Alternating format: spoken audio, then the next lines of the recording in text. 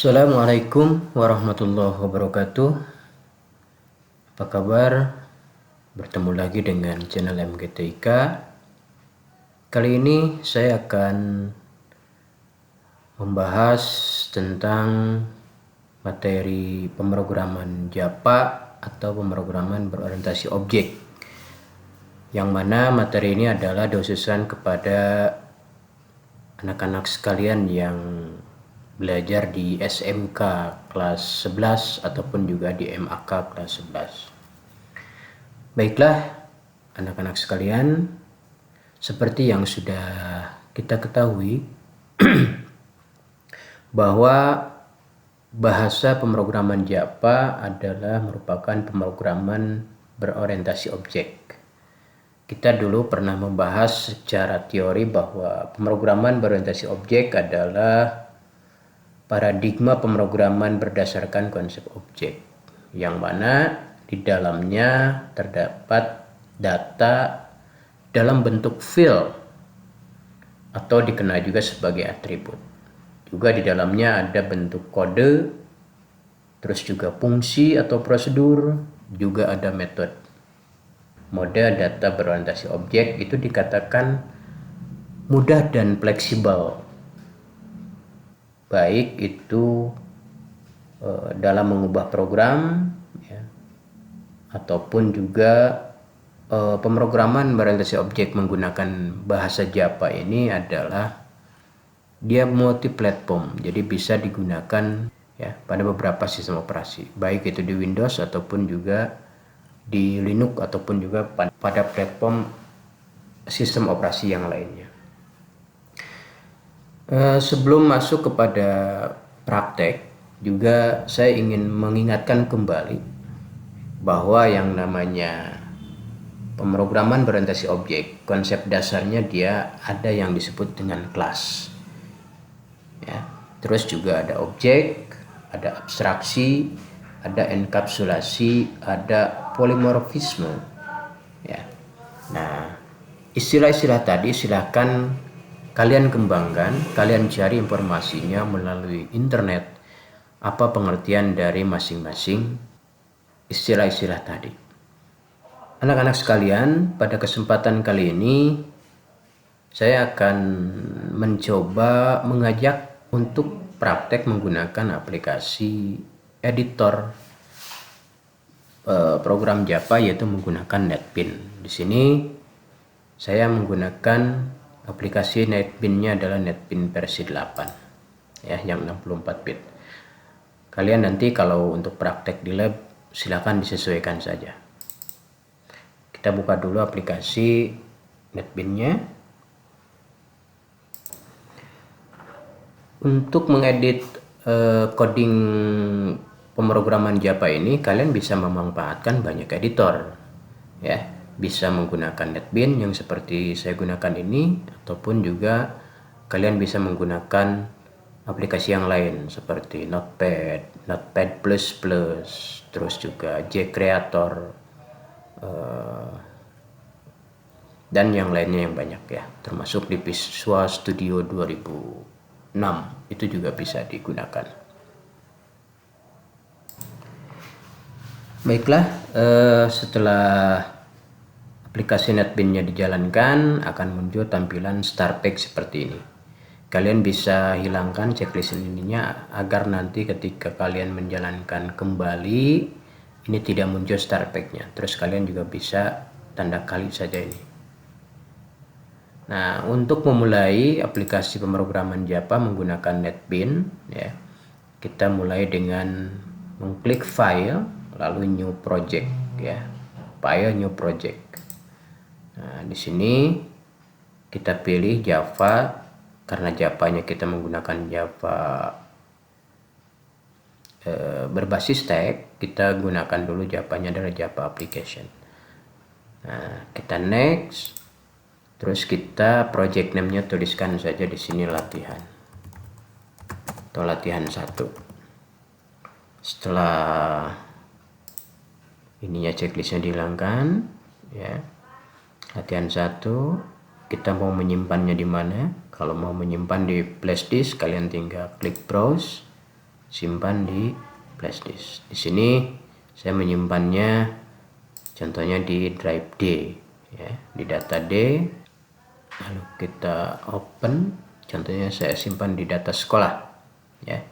Lalu kita open, kita nyimpan di sini latihan 1, lalu kita finish. Nah, di project ini kita bikin nama file yang akan kita gunakan latihan. Kita klik kanan saja di sini, klik new, lalu Java class. Ya, kita tuliskan contohnya latihan 1 strip 1. Ya, lalu finish. Maka dia akan tampilkan seperti ini. Ini adalah yang ada tanda garis miring bintang, terus diakhiri dengan garis miring bintang. Ini adalah komentar. Kalian bisa menuliskan catatan-catatan apa saja di sini, termasuk contohnya outdoor atau pengarang. Di sini contohnya saya tuliskan MGTIK Kabupaten Sukabumi. Jadi kalian bisa menuliskan keterangan ataupun apa di sini. Nah, di sini secara otomatis akan muncul ada di sini public class. Public class ini dia menunjukkan bahwa kita ketika membuat sebuah project atau membuat file di dalam Java, dia akan muncul otomatis disesuaikan dengan nama file yang kita buat. Jadi nama file latihan 1 strip 1 garis bawah 1 titik Java itu sama dengan public class latihan 1 garis bawah. Dalam penulisan Java ini harus diingat karena posisinya adalah penulisan coding di Java ini sensitif, jadi kalian harus hati-hati dalam penulisannya. Huruf besar dan kecilnya perlu diperhatikan. Seperti penulisan public class, terus nama file ini harus sesuai dengan yang dituliskan. Ya. Nah, setelah dituliskan public class latihan 1 ini, ya, kita tuliskan public static void main string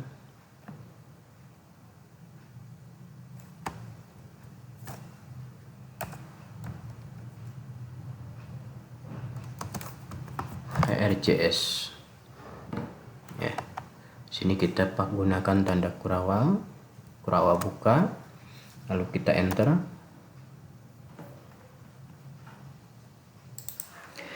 Perlu saya jelaskan kenapa di sini ada apa yang maksud dengan public static void main string ARJS. Jadi kalimat public static void main ARJS atau coding ini adalah merupakan elemen wajib yang harus ada dalam bahasa pemrograman Java.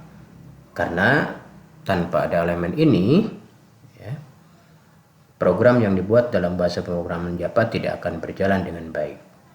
Pada elemen ini juga ada istilah public. Nah, public ini dia adalah merupakan pernyataan yang menyatakan bahwa elemen atau statement tersebut bersifat publik, yang artinya adalah dapat dipanggil dimanapun. Baiklah, kita lanjutkan pengetikan programnya. Sekarang kita akan menuliskan sistem out titik print line, ya.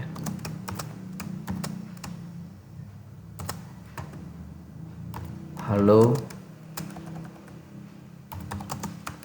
apa kabar? Nah, lalu kita tuliskan lagi di bawahnya, kita copy saja ya, kita blok, kita klik kanan, sini ada copy, klik di bawah, kita klik kanan, kita paste, kita urut disamakan ya. Sistem out print line di sini MGTIK Kabupaten Sukabumi.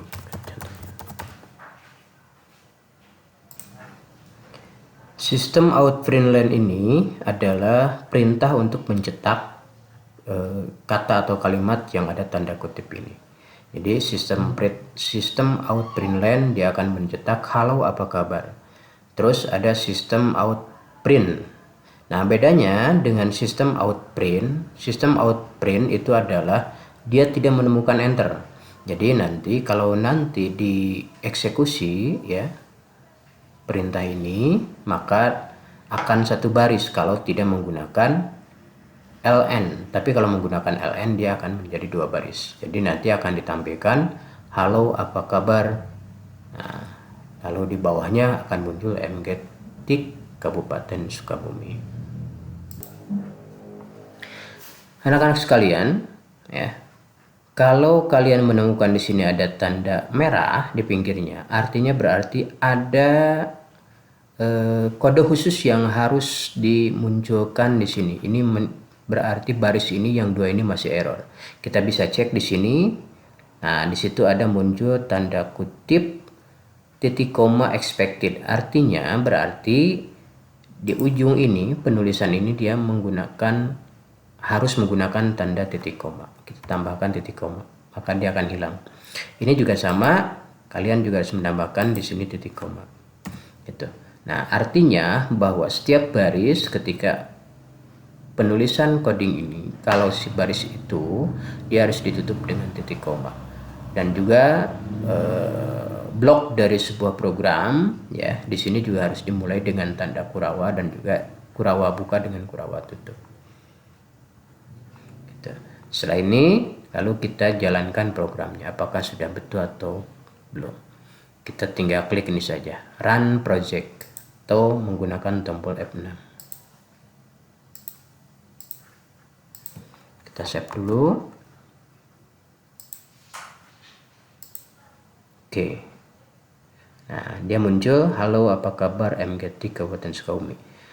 Will successful artinya adalah program ini bisa dijalankan tanpa ada error ya. Jadi aplikasi ini atau coding ini dia akan menampilkan kalimat halo apa kabar mget.tik Kabupaten Sukabumi. Baiklah anak-anak sekalian, sampai di sini dulu perjumpaan kita ya, tutorial tentang dasar-dasar pemrograman Java. Silahkan kalian pahami, silahkan kalian coba praktekkan. Kalau mau mempraktekkan di Android, kalian bisa menggunakan Java NID aplikasinya. Jadi bisa dijalankan di situ.